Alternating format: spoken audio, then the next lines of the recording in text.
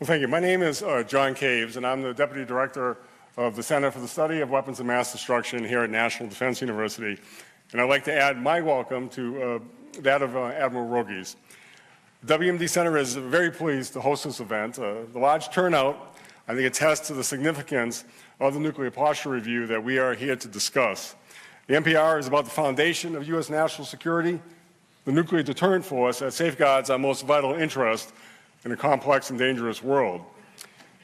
As Admiral Rogi mentioned, you'll hear today from those who played key roles in developing the NPR and who will play key roles in its implementation, as well as analysis and commentary from highly respected experts within and outside of government.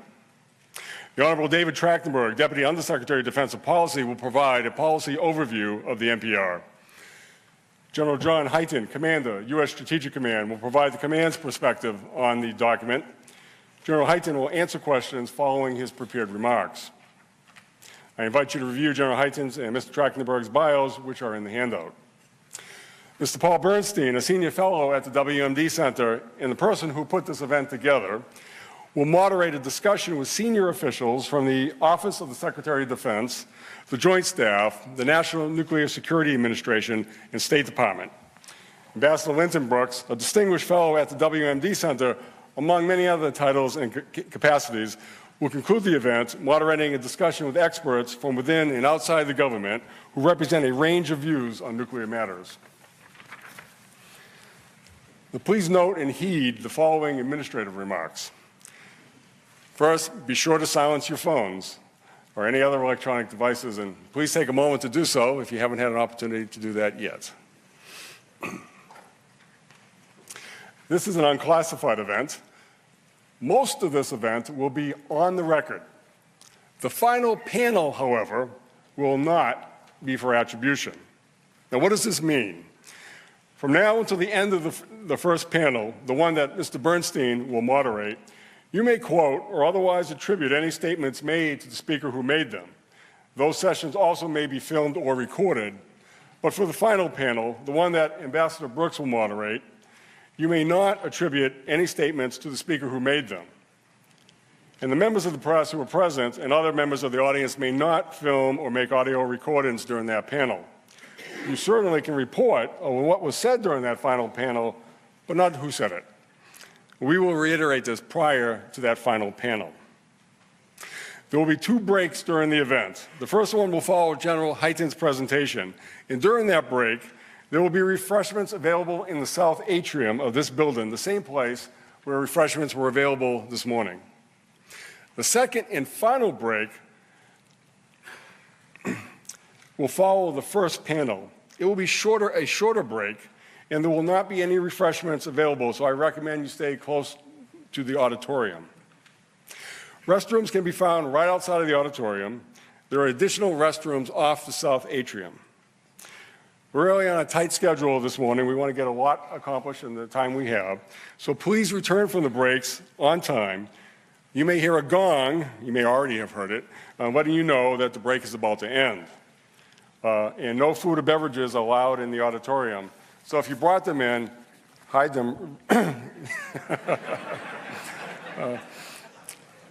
Our goal is to adjourn at or close to 12:30. Recognizing that some of you may be hungry after the event, the NDU Cafe will remain open until 1:30. The cafe is on the way to the south atrium. I would now like to introduce the Honorable David Trachtenberg, Deputy Undersecretary of Defense for Policy. Mr. Trachtenberg assumed his current position this past October. He has more than 35 years of public policy experience in the private sector in the executive and legislative branches of government and is highly regarded in the national security community. Mr. Trachtenberg.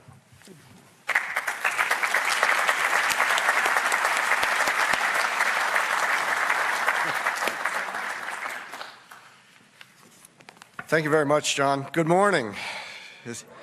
It's a pleasure to be here at National Defense University. I'd like to thank President Rogi and the entire NDU team for the invitation to come speak to you today, along with General Hyten, about the 2018 Nuclear Posture Review. In thinking about how to structure my remarks, I was reminded of the old story about the gentleman who considered himself to be an expert in a certain subject matter, and he was told that he would be a luncheon speaker, and he would be able to speak for 15 minutes. And he got very incredulous and upset and angry, and thinking that he was the world's preeminent expert on the topic. He said to his host, 15 minutes? How do you expect me to tell this audience everything I know about this topic in 15 minutes? To which his host responded, well, sir, I advise you to speak slowly. With that in mind, I will try to speak slowly. Let me begin by noting that President Trump's first national security presidential memorandum, which was issued 1 week into the new administration, directed the Department of Defense to undertake the 4th review of U.S. nuclear policy, posture, and programs since the end of the Cold War. The Department of Defense, with significant input from Strategic Command, conducted this review along with the Departments of State and Energy in consultation with allies and experts from inside and outside the government. The resulting 2018 Nuclear Posture Review is consistent with prior reviews in its definition of U.S. nuclear roles, policy, and deterrence strategy. In fact, in many respects, the review reaffirms long-standing bipartisan principles of U.S. nuclear policy, while at the same time recognizing the reality that a much more challenging nuclear threat environment has emerged since the previous 2010 Nuclear Posture Review. Now, 8 years ago, the 2010 NPR made several assumptions about the nature of the strategic environment that served as a foundation for its vision of achieving the global elimination of nuclear weapons. Unfortunately, none of those assumptions proved out. For example, first, the 2010 NPR argued that U.S. relations with Russia and China had changed fundamentally since the days of the Cold War, and it assumed that the prospects for military confrontation had declined dramatically. Second, it asserted that engagement could result in greater Russian and Chinese restraint in their nuclear programs and postures, which would reassure and stabilize their regions. Third, it stated that if the United States reduced the role and numbers of U.S. nuclear weapons, that the rest of the world would move in the same direction, reducing the salience of nuclear weapons in international affairs. And fourth, it held that while the reassurance mission of U.S. nuclear weapons remained, the deterrence challenge was fundamentally different. A nuclear arsenal built for stable deterrence of other nuclear powers had, in the 2010 NPR's words, little relevance to the challenge of preventing nuclear proliferation and nuclear terrorism. The world is in many respects much different today than it was then. What we have seen over the past decade is the return of great power competition. Not necessarily a return to the Cold War, but the emergence of a new, complex, and threatening security environment. In 2010, Russia altered its military doctrine to state that NATO was its top threat, a position it reiterated in 2014. That same year, Russia invaded Ukraine, supported a bloody secessionist civil war, and used military force to attempt to change long-established borders in Europe. Rather than reducing the salience of nuclear weapons, Russian leadership made explicit nuclear threats, brandishing their nuclear weapons in a way we had not seen in a generation. Like Russia, China is attempting territorial revisionism against its neighbors through the threat of the use of force. In 2011, China began its creeping militarization of the islands in the South China Sea. China has also threatened U.S. allies and partners in the region in disputes over territorial boundaries and claims to contested island territory. At the same time, rogue states like North Korea have repeatedly made explicit nuclear threats to the United States and our allies in the region. North Korea is working aggressively to hold our homeland at risk. And while Iran's nuclear future remains uncertain, its malign activities and hegemonic aspirations in the Middle East are not. Further, it is clear that our attempts to lead by example in reducing the numbers and salience of nuclear weapons in the world have not been reciprocated. Since the 2010 NPR, Russia, China, and North Korea have increased the numbers, capabilities, and salience of their nuclear weapons, a topic which I suspect General Hyten may discuss in greater detail. The international restraint reflected in U.S. nuclear policies did not result in the rest of the world following the same path. This is not a unique conclusion of the 2018 Nuclear Posture Review, but it is shared by our allies with whom we consulted extensively during this review and by senior figures in the previous administration. In contrast to the actions of potential adversaries, the United States has built no new types of nuclear weapons or delivery systems, other than the F-35, for the past 2 decades. In fact, the numbers of nuclear weapons in the U.S. arsenal has declined by more than 85% since its Cold War height. We have instead sustained our nuclear deterrent with life extension programs, keeping systems and platforms literally decades beyond their designed service life. Former Secretary of Defense Ashton Carter rightly observed that if there is an arms race underway, the United States is clearly not a participant. The 2010 Nuclear Posture Review prioritized preventing nuclear proliferation and nuclear terrorism over the goal of deterring other nuclear powers. However, in this increasingly challenging threat environment, some potential adversaries may now have the mistaken belief that limited nuclear first-use threats or escalation could provide them with a military or political advantage. The 2018 NPR responds not by changing long-standing tenets of nuclear policy that have bipartisan support, but by emphasizing those capabilities needed to correct adversary miscalculations and thereby effectively deter the use of nuclear weapons. In this regard, I'd like to address 3 of the corresponding outcomes of the 2018 Nuclear Posture Review: the reprioritization of nuclear roles, the clarification of our nuclear policy, and the recommendations for deterrence capabilities, each of which has been subject to considerable mischaracterization in much of the public commentary to date. First, the 2018 NPR returns deterrence of nuclear attack against us, our allies, and partners to the top priority of U.S. nuclear policy. Now, given the changes in the security environment, this, we believe, is a prudent, realistic, and necessary change. The 2018 Nuclear Posture Review makes clear that our nuclear posture must contribute to the goals of deterring nuclear and non-nuclear strategic attack, assuring U.S. allies and partners, achieving our objectives should deterrence fail, and hedging against the risks of an uncertain future.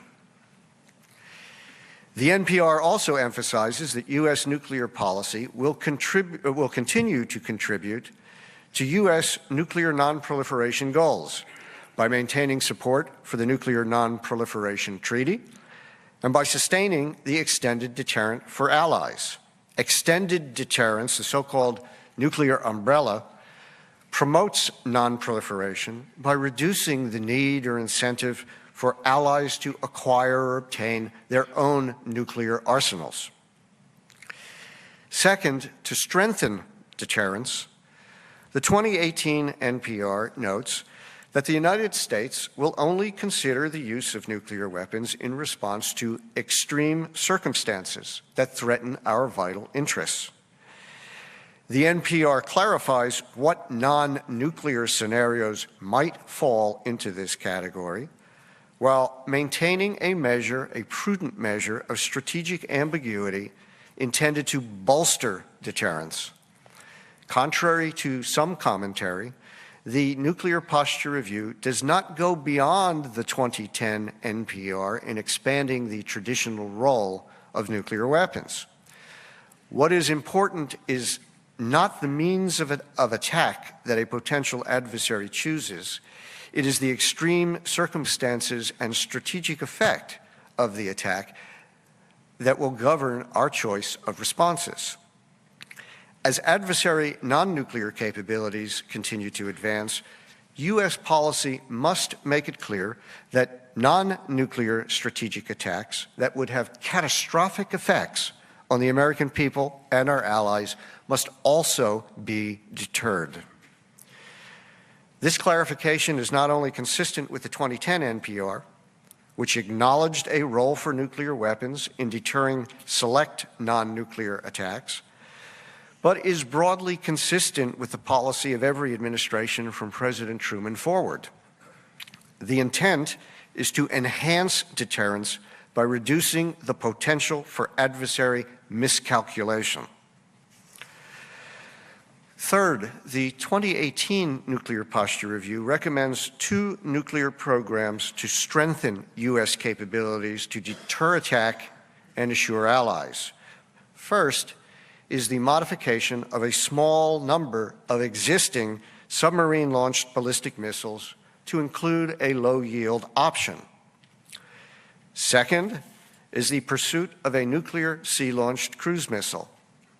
Now, General Hyten may discuss these in greater detail, but the point I'd like to emphasize here is that neither of these capabilities outlined in the 2018 NPR is new or lowers the threshold for nuclear use, which remains extremely high.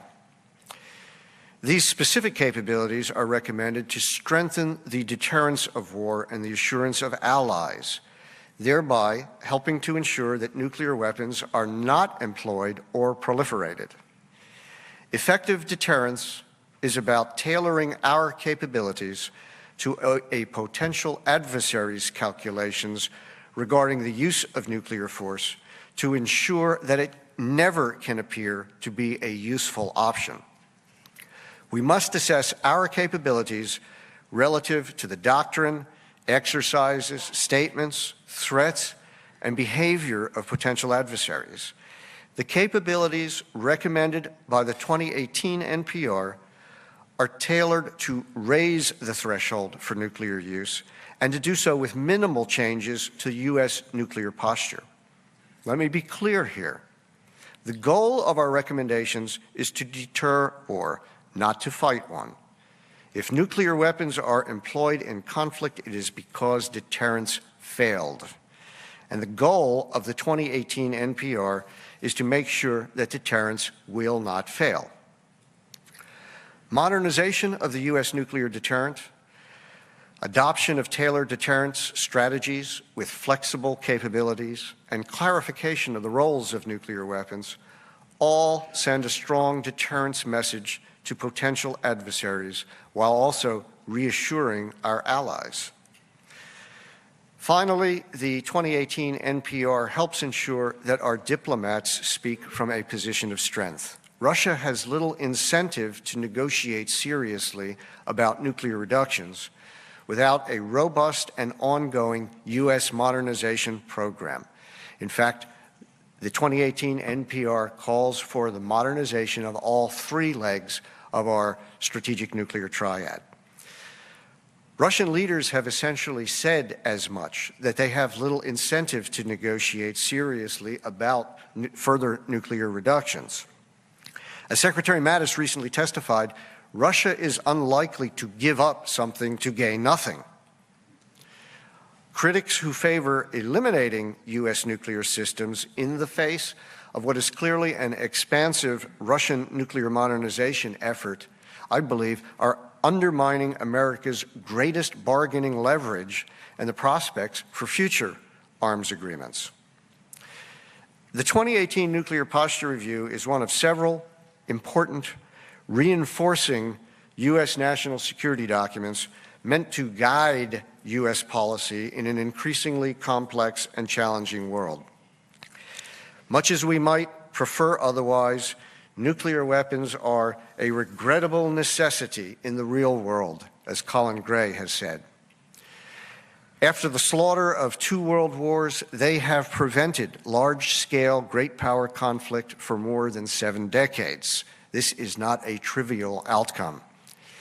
In an era of renewed great power competition, adversaries, allies, and the American people should know that the United States has the will and the flexible, resilient nuclear forces needed to protect the peace.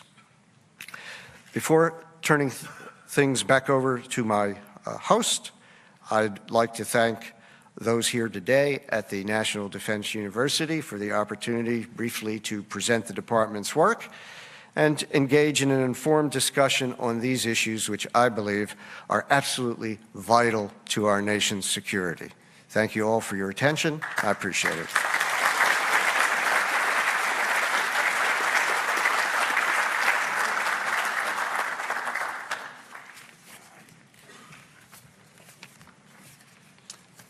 Trachtenberg, you provided the essential policy context for our discussion of the NPR. Thank you very much for that. I would now like to introduce our next speaker. General John Hyten, U.S. Air Force, is the commander of U.S. Strategic Command. U.S. STRATCOM is responsible for the global command and control of U.S. strategic forces, providing a broad range of strategic capabilities and options for the President and the Secretary of Defense. A graduate of Harvard, General Hyten's distinguished career includes assignments in a variety of space acquisition and operations positions. Please join me in welcoming General Hyten.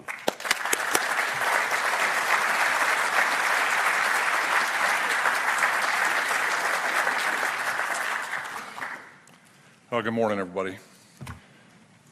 Honorable Trachtenberg, Admiral Rogie, Fritz, it's good to be here. Thanks very much for giving me the opportunity to come and speak to you about the nuclear posture review. My remarks will be focused on the nuclear posture review today. You heard me talk about a lot of things, but today I'm just going to talk about the nuclear business of our nation. It is one of the most significant things we do. It is the most significant thing my command does. And after my remarks, I'll make sure I set aside time for questions. So we'll have plenty of time for questions at the end, but let me get right to it. So for 7 decades, across 10 administrations, presidents and leaders from both political parties have agreed that nuclear weapons are the foundation for deterring both nuclear and non-nuclear state aggression. We just completed, as Secretary Trachtenberg said, our 4th review of U.S. nuclear policy since the Cold War. And the 2018 NPR reinforces and clearly defines long-standing national objectives regarding nuclear weapons. The review reflects significant continuity in nuclear policy and highlights the administration's strategic priority to maintain a safe, secure, and effective nuclear deterrent that will successfully deter strategic attack, assure our allies and partners, and respond decisively should deterrence fail, as well as hedge against future uncertainties and dangers. It continues our commitment to fully fund sustainment and replacement programs for the Triad and our nuclear stockpile, while underscoring continued U.S. commitment to non-proliferation and arms control. Today, I'm going to give you my warfighter perspective on the NPR and specifically address the change in our strategic environment and how this nuclear posture review addresses that change through a threat-based approach. You'll hear me say that a few times as I go through. This is a threat-based approach. So my command, United States Strategic Command, is a global warfighting command. We are the ultimate guarantor of national and allied security. Our forces and capabilities underpin and enable all other joint force operations. STRATCOM forces are dispersed across and above the globe, from the depths of the ocean, on the land, in the air, and far out into space. And the men and women of U.S. Strategic Command are responsible for an extraordinary breadth of mission areas, including strategic deterrence, nuclear operations, space operations, joint electromagnetic spectrum operations, global strike, missile defense, analysis and target, and cyberspace, at least for a little while longer until the new commander of U.S. Cyber Command is confirmed and we elevate that command. But nearly 184,000 Americans, 184,000 soldiers, sailors, airmen, Marines, civilians support the STRATCOM mission providing an umbrella of security for the United States and its allies every day, and it is our nuclear force that underpins that security and provides the bedrock of our nation's defense. Now, as a senior military officer and a combatant commander with the responsibility for defending the United States, its allies, and partners, I don't have the luxury of dealing with the world the way I wish it was. I have to deal with the world the way it is. So let's look at the way the strategic environment has evolved over the past 2 decades. So after the Cold War, our nation, especially the Department of Defense, we changed the way we thought about the world. And through the 1990s, what I grew up with, a threat-based approach to dealing with our adversaries, that threat-based approach to planning went away in the Department of Defense. In the 2001 Quadrennial Defense Review, the Department of Defense formally adopted a new approach to dealing with the threats, and we call it capabilities-based development and planning. The stated reason for this shift was a belief that there was no longer a specific threat. The basic concept was the military could no longer know what enemy would potentially propose future security threats to our national interests, and therefore the QDR stated that a capabilities-based model focuses more on how an adversary might fight than who the adversary might be and where a war might occur. The idea being that this is a functional analysis of operational requirements, and that will drive what we need to do. There are 2 problems with capability-based planning. First, especially with regard to the nuclear challenges, there were indeed specific threats that did not go away. Our adversaries were also clear about those threats and their capabilities and their intent, and they announced them publicly. The threats were there, but we did not take them seriously. The second problem was that capabilities-based planning allowed our adversaries very good insight into our own capabilities and allowed them to develop asymmetric approaches to counter them. Nowhere is this clearer than our nuclear business. In a 2008 paper co-authored by then Secretary of Energy Samuel Bodman and Secretary of Defense Robert Gates, they both stated that the world has changed a great deal in the last decade and a half. The Cold War standoff with the Soviet Union is over, and Russia is no longer an ideological adversary. The same thought was reflected in the 2010 NPR that you heard Mr. Trachtenberg talk about just a minute ago. But Russia has been clear about their intent all along. Starting in 1999, Russia began incorporating simulated limited nuclear weapons use in large-scale exercises to de-escalate conflicts. The following year, in 2000, newly elected President Vladimir Putin signed a new military doctrine where the first time would allow for the use of nuclear weapons in response to large-scale aggression with conventional weapons in situations critical to the national security of the Russian Federation. That year, Russia increased its nuclear weapons budget 50%. This is 2000 now. And it began the Russian shift to the use of non-strategic nuclear weapons on the battlefield, which they continue to emphasize in their nuclear policy, strategy, and doctrine today.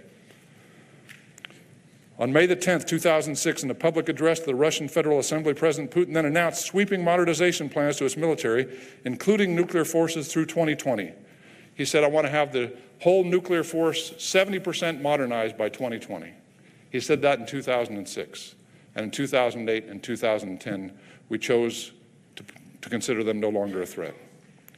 Then in 2014, Russian Deputy Prime Minister Dmitry Rogozin publicly stated that the modernization of the strategic nuclear force was going faster than anticipated, and they intended to modernize 100% of their strategic nuclear forces rather than 70% as previously announced.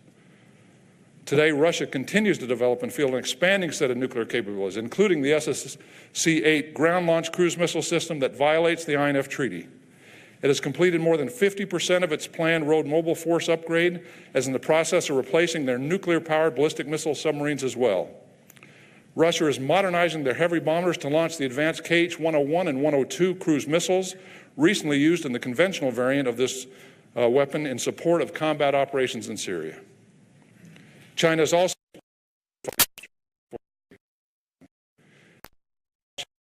as well during this period. Is modernizing their heavy bombers to launch the advanced KH-101 and 102 cruise missiles, recently used in the conventional variant of this weapon in support of combat operations in Syria. China is also expanding and diversifying their strategic forces at the same time. China was watching the United States as well during this period. China currently has the most active and diverse ballistic missile development program in the world. It began the transformation 30 years ago, but significantly increased the pace over the last decade. The development of the H-6K nuclear-capable strategic bomber gives China the ability to deploy a nuclear triad for the first time. The addition of road-mobile ICBMs, continued improvements to the Chinese nuclear submarines and associated sea-launched ballistic missiles, MIRV-capable ICBMs, and rapidly developing hypersonic glide vehicle capabilities underscore the evolution of Chinese strategic forces. Our adversaries are building and operate these strategic weapons not as a science experiment, but as a direct threat to the United States of America.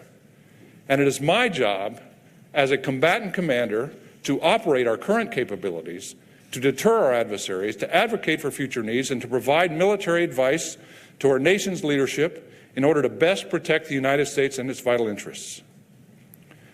We, as a nation, have long desired a world with no, or at least fewer, nuclear weapons. That is my desire as well. The world, however, has not followed that path. Our adversaries have not reduced the role and salience of nuclear weapons, quite the opposite. They've done just the opposite. And so the only way I can see a change in our future is if the threat changes, if our adversaries change, and unfortunately, I see no immediate indications of that behavior. Nonetheless, I remain hopeful. But until that day comes, we have to be ready, and we must respond to the threat.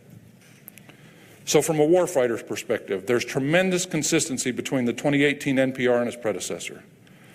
The biggest difference, as it is with the recent National Defense Strategy, is a return to great power competition and a return to threat-based planning.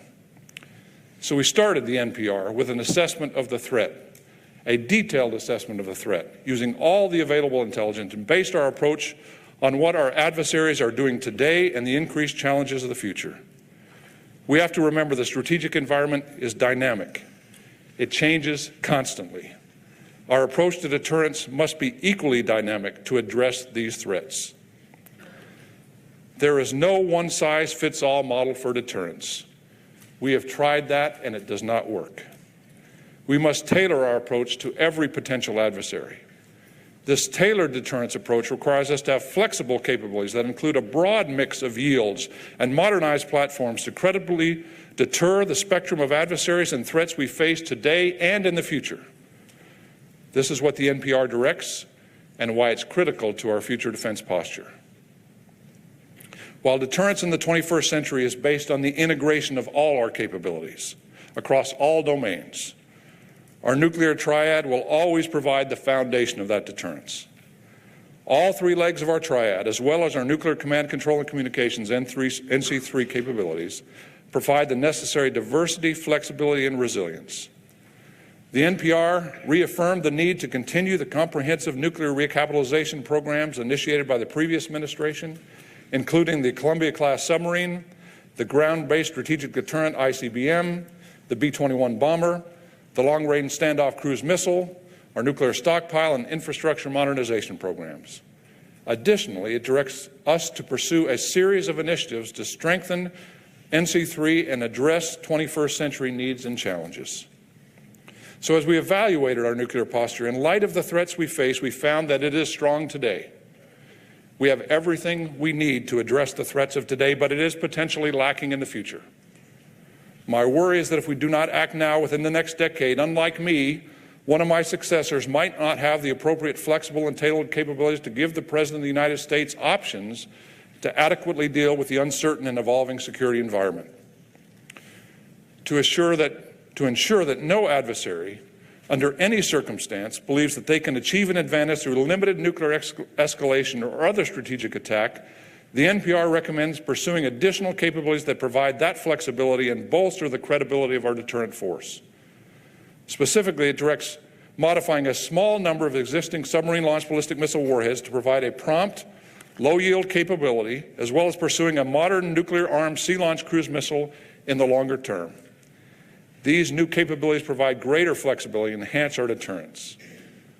Now, it is important to note that we've had low-yield nuclear weapons in our inventory for a long time.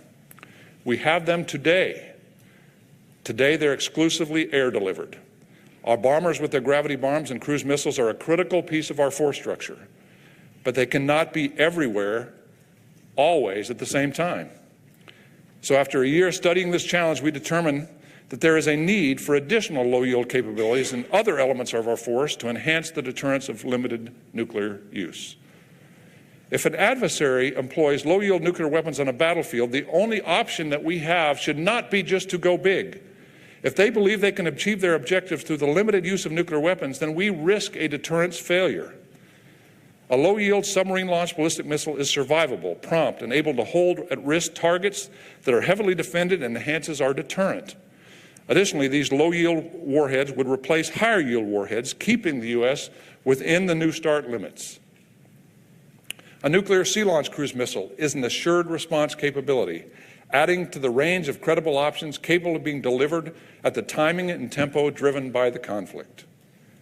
Considering the fact that oceans cover over 70% of the globe, having a sea-launched cruise missile capability provides additional regional presence, strengthening our extended deterrent commitment to our allies.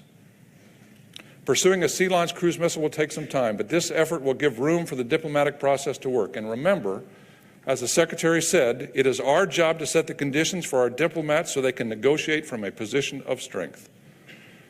But make no mistake, this does not lower the nuclear threshold. It's just the opposite. It increases the flexibility and capability of a response, raising the nuclear threshold for potential adversaries, making nuclear weapon use less likely. By having credible, flexible response options, I believe we'll never have to use them. However, if we don't have them, an adversary could underestimate the credibility of a U.S. response and begin a nuclear conflict that neither of us want. But if it comes, we have to be ready to respond decisively, and our adversary must know this. The best way to prevent conflict is to be prepared for it, to be prepared to impose unacceptable cost and deny any benefit that any adversary may perceive. That is deterrence. Ultimately, the modernization efforts for our triad and NC3, along with the additional supplemental capabilities, bolster our deterrence. They respond to the threat. Finally, the NPR defines and expands on what hedging against an uncertain future means for nuclear weapons. As witnessed over the past decade, the security environment can change quickly. Technology is constantly evolving. Adversaries are seeking to use these technologies to advance their own capabilities and put ours at risk. Hedging against an uncertain future means ensuring we are always ready, always confident, no matter what the future holds. This requires an agile, adaptable, deployed force and a responsive infrastructure, and it requires trained, educated men and women dedicated to the mission and postured for success. It also means having the flexibility to adjust the force with new capabilities and acquire systems quickly. So today, as I've said, our deterrence force is strong, powerful, and ready. But the pace of change in the strategic environment is rapid and demands that we adapt how we operate in order to stay ahead of evolving threats. And if we're not careful, I'm afraid 10 or 20 years from now, our deterrent capabilities will be at risk, and we cannot let that happen. What really worries me is this. I'm afraid our country has lost the ability to go fast. And if we're to be successful in modernizing our capabilities to respond to this threat, it's going to require some big changes in the way we operate. Our budget, requirements, acquisition, testing processes are all too slow. We have to get away from a culture that is risk-averse and empower our people. We have to move fast once again. First, we need a budget. It's a critical enabler for everything else. I was encouraged last week when Congress agreed to a defense budget framework that provides stable funding for the next 2 years. That'd be huge, but today we're still under a continuing resolution. A budget will be incredibly helpful. It's essential, but is just one of the critical areas that have to be addressed. We also need to fix our requirements process. Why does it take years to build a set of requirements? Right now, I can grab 3 smart people, 3 of my subject matter experts, sit down with a piece of paper, and I can write down the requirements for the next generation missile warning satellite, the next generation ICBM. I already know what they are. Well, I don't need 3 years of analysis to do that. And next is the acquisition process. If you're working acquisition, you should be spending most of your time with industry, in the factories. Our acquisition process is challenged in a number of areas, but a big reason we are challenged in acquisition because our program managers spend most of their time in the Pentagon. Now, I love the Pentagon. I don't blame our program managers. The process is forced on them. They spend their time in the Pentagon because they have to get approval for everything. They're not authorized to make really any decisions. You can't execute a program that way. So we have to give our program managers the authority and responsibility to move fast and then hold them accountable. Additionally, we need a test process that is efficient and also moves fast. And fast does not mean reckless. It means we have to understand how to take risk and test. Sometimes that means failures, and that's okay. Failure sometimes is okay. This is how we learn. It's how we advance. A perfect example last week was Elon Musk and SpaceX, the commercial side of the business. I think everybody in this room probably saw the launch of the Falcon Heavy and watched a cherry red Tesla go off into Never Never Land. It's the most powerful operational rocket in the world by a factor of 2. Only the Saturn V moon rocket, which my dad worked on, could deliver more payload to orbit. And then a little over 2 minutes after liftoff, the outer boosters broke away, returned to Earth, touching down almost simultaneously. Unfortunately, the center core missed its landing mark by 300 feet due to the failure of its 2 engines.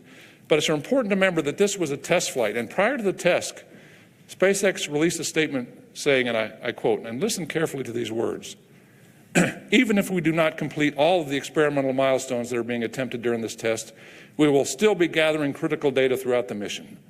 Ultimately, a successful demonstration mission will be measured by the quality of information that we gather." That is exactly right. That is why we test.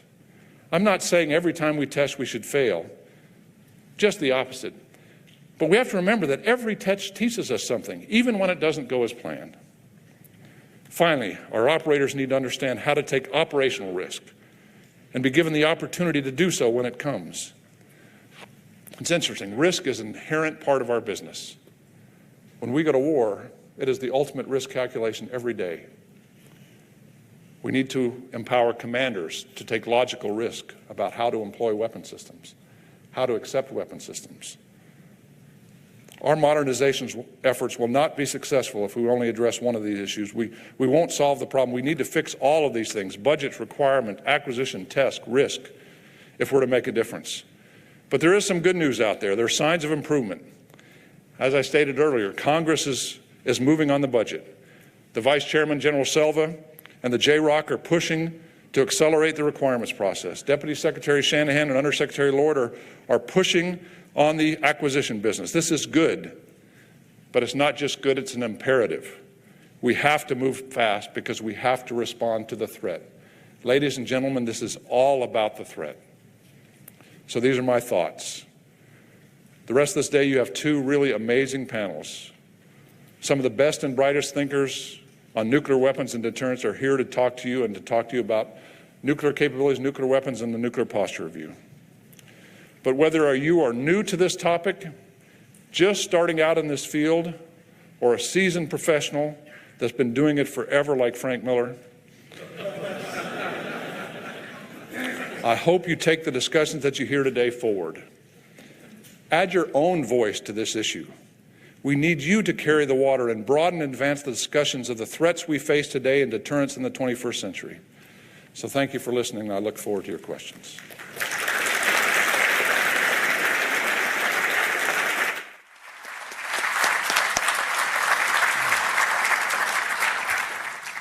Thank you, General Hyten. You certainly have provided a strong case for the policy and the force addressed by the NPR. And I expect there'll be more than a few questions for the audience. So I invite those who have questions for General Hyten to line up behind one of the 3 microphones in the aisles. And when you're called upon, please provide your name and organization, and please state your question succinctly. Bob Vince. Thank you, Bob Vince, SPA General. Thanks so much for being here. Thank you for your years of service and leadership, and thank you for the 184,000 personnel who work for you. Just a 2-part question, and really it's just about how do we go forward to get the funding in order to do 2 things. One, for U.S. response and balance to the hypersonic threat that you mentioned from China and from Russia to develop sea-launched, air-launched, ground-launched systems, and what's that path to funding and development. And then second, for a coordinated and funded program, really, for meeting the need for a cyber-secure nuclear command and control system, nuclear national command and control system. You bet. So a set of complicated questions. So I'll start from our Secretary of Defense's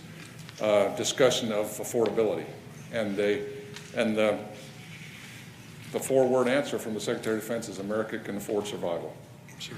And I think that's what it's all about. That's the basic. When you look at our budget, the nuclear budget's going to grow from 3.5% of our budget to somewhere around 6.5% of our budget over the year in order to pay for these kind of pieces. As we look at the emerging threat, we have to not only look at it from a weapons perspective and a deterrence perspective, but part of that deterrence structure is knowing what your adversaries are doing, knowing what those threats are. And right now we have challenges on the sensor side with hypersonics in particular. We have challenges on the sensor side with a number of different of the new threats that our adversaries are going. So right now we're working with the Missile Defense Agency to look at a system called the Mid-Course Tracking System, MTS, that inherently has a capability to not only characterize a threat environment against the cold background of space, but if you look down at the Earth with those sensors, you can see those dim targets like hypersonics and other weapons. We need to be pursuing those sensor technologies, the characterization technologies, and then we have to pursue the nuclear command and control piece as well, as you talked about at the end. And one of the big challenges we have as we move forward in the future is that one of the only good things about our nuclear command and control posture right now, it is very cyber secure. Because when you built it in the 50s, there was not a significant cyber threat to worry about.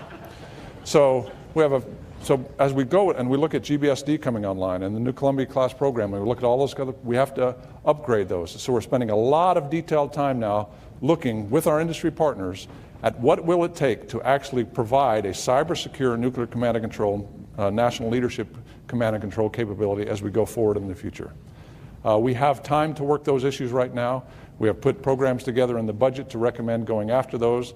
It certainly has the highest attention. It is Secretary Mattis's #1 focus point in my business is the nuclear command and control piece, and so we're going after that in a big way. Thank you for the question. Thank you very much. Tom Colina, Flash Response. Thank you, Jennifer, for your remarks. My question goes to the new weapon, well, you wouldn't call it, but the weapon you proposed, the low-yield Trident warhead. As I'm sure you know, about a decade ago, a similar program was proposed by the defense establishment to Congress for a conventional version, conventional warhead on Trident. That program was declined, rejected by Congress because of their concerns that there would be a discrimination problem. How would the Russians or someone else know that what's coming at them is a conventional warhead because it's, of course, on a strategic missile? That problem seems to be, with this new concept, tenfold more. This weapon would actually be going at the Russians as opposed to the previous construct, which presumably would not have been. This one will be nuclear as opposed to conventional. It will be low yield, yes, but how would the Russians know that? So my question for you is, how do the Russians discriminate this low yield from a high yield, and therefore how do you prevent this from lowering the threshold for nuclear war, increasing the prospect that the Russians see this as a full-on nuclear attack and respond with a full-on retaliation? Thank you. You bet. So as you walk through that, there's actually two pieces of that question. The first piece is about a requirement for conventional prompt global strike. We still have a requirement for that capability, by the way. Stratcom still supports the development of that as an option for the President of the United States. I support that, going down that path as well. But as you said, 10 years ago when we looked at the Trident for doing that mission, that ambiguity was not a good ambiguity that we thought. This deployment on Trident of a low-yield nuclear weapon on SLBM does not have that problem. Because if the Russians employ a low-yield nuclear weapon on the battlefield and they see something coming out of the Trident coming their direction, it's nuclear. There's no doubt it's nuclear. It's coming nuclear. They just went nuclear, and now there's a nuclear response coming back. The question is, how big is that response? And they will find out in about 30 minutes. They will. It won't be a significant issue for them to understand, because it is not a mass raid out of the middle of this country. It is not a mass raid out of the submarines. It is a focused weapon, and they will be able to characterize that and understand it. It does not have the ambiguity of that kind of piece. So it gives the President an option to respond in a way that would allow a better understanding of what is going on behalf of the Russians. So I look at it just the opposite the way you described it. I don't see it as escalatory at all. I see it as a smart, I see that as just a logical extension of our capabilities that we should have as warfighters to present to the President of the United States. Again, it shouldn't just be go big. You know, Henry Kissinger had a great point recently. He looked at that scenario and he said, if you don't have these low yield capabilities, what you're doing is you're putting the President of the United States in a position where his only choices are surrender or suicide. That's not a good place to be. Those aren't good choices. I don't like either one of those. So we need these capabilities to provide that, not surrender, not suicide, but provide an appropriate, tailored response to the situation that is there. So thank you for your question. Sir. Michael Gordon, Wall Street Journal.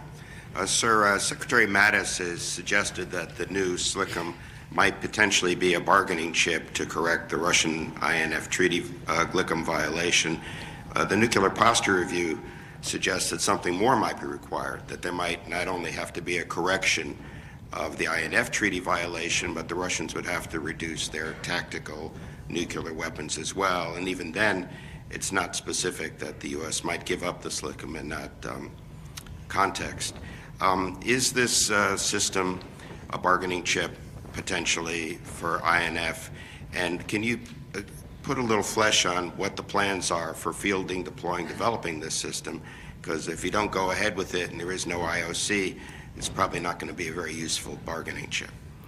So I think I never want to speak for Secretary Mattis because that could get me fired, and that's a bad thing. But I did see his response yesterday to a similar question, and I know from having talked to him that he doesn't like the term bargaining chip, and I don't like the term bargaining chip either. These capabilities that we're talking about are responses to the threat that's out there. Now, if that gives our diplomats the ability to then negotiate with our adversaries, negotiate with the Russians, and come to a place where we don't think that those weapons are good for our country, their country, or for the earth, and we can negotiate those, that's great. But that's not why we're building those. We're building those as a response to the threat. Now, I hope that our diplomats can use them to effectively walk down that path. Now, as regard to INF, we're also proposing research and development into ground-launched capabilities. That's also part of the President's budget, going down that path. Research and development is not prohibited by the INF Treaty. What is prohibited is the employment and deployment of those weapons. Russia has deployed those weapons now. That's what violated the INF Treaty. So we're proposing that we'll go down that research development place. If they don't come back into the fold in INF, then we'll be prepared to respond accordingly as we go forward. It's going to be a very complicated discussion as we go forward, but the capabilities we propose are to respond to the threat and then hopefully give our diplomats some room to maneuver. Fair enough, sir? Thank you. General, thank you. I'm Alexei Fomenko, Second Secretary at the Russian Embassy. You spoke a lot about Russia, and it is also mentioned a lot in the NPR. So I wanted to ask you two questions. First, how did you make the determination that Russia was increasing its reliance on nuclear weapons, especially since in the unclassified documents, the 2014 nuclear military doctrine says that, in fact, we are decreasing the reliance and that we are introducing non-nuclear deterrence measures much in line with what the United States was doing at the moment. And the second question is, how can Russia be expanding the nuclear arsenal given the START treaty limits, which I think the State Department has recently said Russia was observing? Thank you. Thank you very much. So I'll say there's an interesting dichotomy in our nation. We call it the say-do gap, where you say one thing but you do another. That's called a say-do gap. So we listen very closely to what your president says. We listen very closely to what your leadership say, and then we watch very, very closely of what your nation does. And when we put those two things together, we see two things. We see a very mixed message on the say side, but we also see a commitment to full modernization of the capability and a commitment to the building non-strategic nuclear weapons and a commitment to employing a new doctrine of nuclear weapons that is very dangerous, we think, in the overall scheme of the world. And because of those pieces, and we put them together and we watch very closely, we have to consider those a threat. I'm a military officer. I'm not a politician, thank goodness. And as a military officer, I have to look at what is real. I have to look at what is there. So we watch. We watch the tests. We watch the capabilities. We watch all those pieces come together, and we understand the employment of those forces in a stated doctrine, and that's how we characterize the threat. That's why we recommend to our political leadership how we have to respond to that threat. That's where we come down that path, sir. Thank you. Hi, sir. James Drew from Aviation Week. So a couple of things. Here's a free one for you. Have you asked SpaceX for some recallable ICBMs? That might be an interesting one. But should China be part of any future arms reduction negotiations? And should the Air Force be stepping up and flying those Reapers with the forward-looking sensor balls that you mentioned? So I guess there are three questions there. Number one, SpaceX does not like when I talk to them about weapons on top of their rockets. Just not a big thing for them. The second piece of the question was, so the China piece is, I'm not a diplomat. I'm a military officer. I have to deal with the Russia threat, the China threat, the North Korea threat, the Iranian threat. That's what I deal with. But as an American, I would like China to be part of any discussion on the future. I would like China, look at the missiles that China is building. I would like to understand China's role in intermediate nuclear forces. I would like to understand what those kind of pieces are. I would like to have an aggressive dialogue between the State Department and the Chinese Foreign Ministry and those kind of pieces. I would like to have all those things happen. That's not my job. My job is to deal with the world that it is, to deal with the world that could be, and be prepared for those kind of things, and allow, ma'am, how are you? The State Department to walk down that path, but I really want them to go. And then as far as how do you use Reapers, that's really not my lane. I don't know if you've looked at the Stratcom force structure or not, but I don't have any Reapers in the force structure. So that's really a broader question for the Air Force. I am informed on that, but it's bad to stand on stage with media in the audience and just give you a wild-ass response. That doesn't mean anything. All right. Good morning, sir. Harris with Inside the Air Force. And if I could quote from the NPR just to make sure I get the words right. It says DoD is going to prioritize R&D funding for rapid development of nuclear delivery systems, alternative basing modes. Could you back up? I'm Could sorry. you back up and start and just slow down a little bit? Yeah, sorry. Because there's just an echo here. So It says DoD is going to prioritize R&D funding for alternative basing modes, missile defense systems, and things like that. So are the alternative basing modes, can you dig into what options you're looking at for that? Are they going to be part of the ongoing GBSD and LRSO modernization programs? I'm just looking for a little more insight into that. You bet. So as you walk down, it's important to know that the NPR, when it talks about the sea-launched cruise missile, it does not say submarine-launched cruise missile. It says sea-launched cruise missile, because we want to look at a number of options. Everything from surface DDG-1000s into submarines, different types of submarines, fast attack submarines, SSGNs, SSBNs, look across those boards and make sure we understand what it is. That's what the President's budget has requested us to go look at those platforms, and we're going to walk down that path. When you look at the other capabilities that we're talking about for defensive systems, we're looking at multiple basing options for defense, air, ground, sea. We're looking at a number of different options for looking at the defense side. And then from the ground-launched cruise missile capability that we're going to explore the technology for, we're going to walk down that. That tends to be a focus on a ground-based system, but we'll have a ground-based element, a sea-launched element, and we'll look at those capabilities as an entity. We have not made any commitment to deploy any of those at this point. We've just recommended in the President's budget that we begin to explore those technologies. Thank you. Peter Sharfman, Miner Corporation. The NPR in general and your remarks this morning focused almost entirely on capabilities that will be available for your successor or your successor's successor.